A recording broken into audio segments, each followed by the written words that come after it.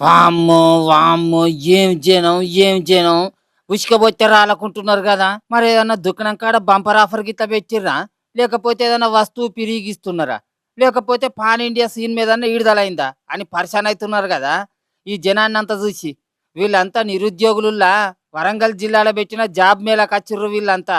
అందరికి సర్కారు కొలువులియ్యాల్నంటే కష్టమని చేయిపాటి సర్కార్ ఆధ్వర్యంల ప్రైవేటు కంపెనీలల్లా కొలువుల కోసం గీ తీరుగా మెగా జాబ్ మేళా పెట్టిర్రు. ఇక ఒక ఫంక్షన్ హాల్‌లో పెట్టిన గీ జాబ్ మేళాకు మంత్రులు కొండ సురేఖక్క, సీతక్క అచ్చి అందరూ ఇంటర్వ్యూలు మంచిగా అటెండ్ గారి చిన్నదో, పెద్దదో ఏదో ఒక కొలువు కొట్టుర్రి అని వచ్చిన నిరుద్యోగులకు ధైర్యం చెప్పిర్రు. మొత్తం 60 కంపెనీలల్లా 11,000 మందికి కొలువులు ఇప్పిస్తున్నామని చెప్పింది మంత్రి కొండ సురేఖక్క. మీకు కంఫర్టబుల్ గా వరంగల్లో వస్తే 10,000 చేసినా కూడా మీకు నష్టం లేదు. కొంచెం హైదరాబాద్ సైడ్ పోయిన వాళ్ళు కొంత ఆలోచించాల్సి వస్తుంది. ఏది ఏమైనా కూడా ఈ అవకాశాన్ని మాత్రం వదులుకోవద్దు అని చెప్పి మీకు చెప్తా ఉన్నాను.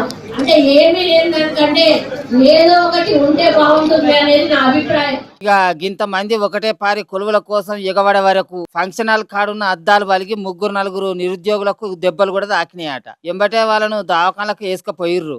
కారు పార్టీ సర్కారోళ్ళు నిరుద్యోగులకు అన్యాయం చేసిర్రు. నోటిఫికేషన్లు వేయకుండా ఆగం చేసిర్రు. మా సర్కార్ వచ్చినాక ఏడాదికి 2 లక్షల సర్కారు కొలువులు ఇస్తాం, నిరుద్యోగులకు 4,000 రూపాయల నిరుద్యోగ భృతి ఇస్తాం అని చేయిపాటి సర్కారోళ్ళు బగ్గనే ముచ్చట్టు చెప్పిర్రు. కానీ గెలిచినాక 4,000 రూపాయల నిరుద్యోగ భృతి లేదు, ఏడాదికి 2 లక్షల సర్కారు కొలువులు లేవు.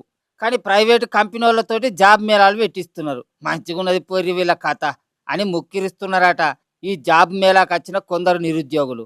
కానీ ఒక్క వరంగల్లోనే చిన్న చితక జాబుల కోసం గింతమంది వచ్చిర్రంటే తెలంగాణ మొత్తం నిరుద్యోగులు ఇంకెంతమంది ఉన్నారో ఏమో మీరే అర్థం చేసుకోర్రిగా.